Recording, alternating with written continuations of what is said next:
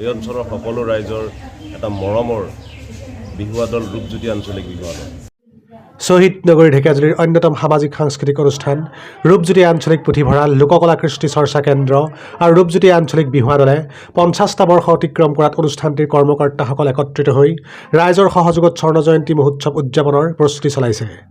অহা 10, 11 আৰু 12 মে'ত তিনিদিনীয়া বৰ্ণাঢ্য কাৰ্যসূচীৰে ঢেকিয়াজুলি নগৰৰ শ্বহীদ মৈদানত স্বৰ্ণ জয়ন্তী মহোৎসৱ আয়োজন কৰা হৈছে। এই সন্দৰ্ভত পষেকীয়া জনমত ডিজিটেলৰ বিশেষ প্ৰতিবেদন।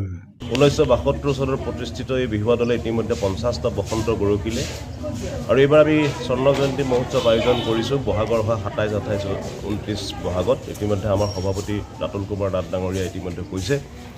গতিকে আমাৰ এই কাৰ্যসূচীত আমাৰ এই বিহুৱা দলৰ প্ৰাক্তন যিসকল এতিয়াও জীৱিত হৈ আছে 72 চনৰ পৰা এতিয়ালৈকে, 72 চনৰ তেতিয়াৰ ঢুলীয়া নাচনি এতিয়াও আমাৰ বহুত আছে।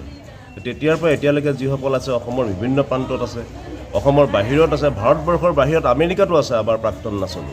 গতিকে আমি সকলোৰে লগত যোগাযোগ কৰিছোঁ। আমি ভাবিছোঁ যে প্ৰথম দিনাখনে আমাৰ সকলো একত্ৰিত হ'ব। পুৰণি বিহুৱতী এটা অন্তৰংগ অনুষ্ঠান হ'ব। সৰু বিহুৱতী প্ৰতিযোগিতা, বোৱাৰী বিহু প্ৰতিযোগিতা হ'ব। কিন্তু আমাৰ এই গোটেই অনুষ্ঠানটোৰ আমি এটা শীৰ্ষক, আমাৰ মূল যিহেতু আমি বিহুৱা দল, আমি সৰ্বোত্তমভাৱে মুকলি বিহু প্ৰতিযোগিতাখন আমি এবাৰ আয়োজন কৰিছোঁ। 11টা বিহুৱা দলৰ পুৰস্কাৰ দিয়াৰ উপৰিও ইয়াত ঢুলীয়া 3জন ফাৰ্ষ্ট, ছেকেণ্ড, থাৰ্ড, তালীয়া 3জন ফাৰ্ষ্ট, ছেকেণ্ড, থাৰ্ড, এনেধৰণে সুতুলি বাদক, পেঁপা বাদককে আদি কৰি আমি প্ৰায় 5.5 লাখ টকাৰ আমি ইয়াত আমাৰ পুৰস্কাৰ আগবঢ়াইছোঁ। আমাৰ অসমৰ বিভিন্ন প্ৰান্তৰ বিহুৱা দলৰ লগত ইতিমধ্যে আমাৰ যোগাযোগ হৈছে। প্ৰায় 50-60টা বিহুৱা দলে ইয়াত অংশগ্ৰহণ কৰিব।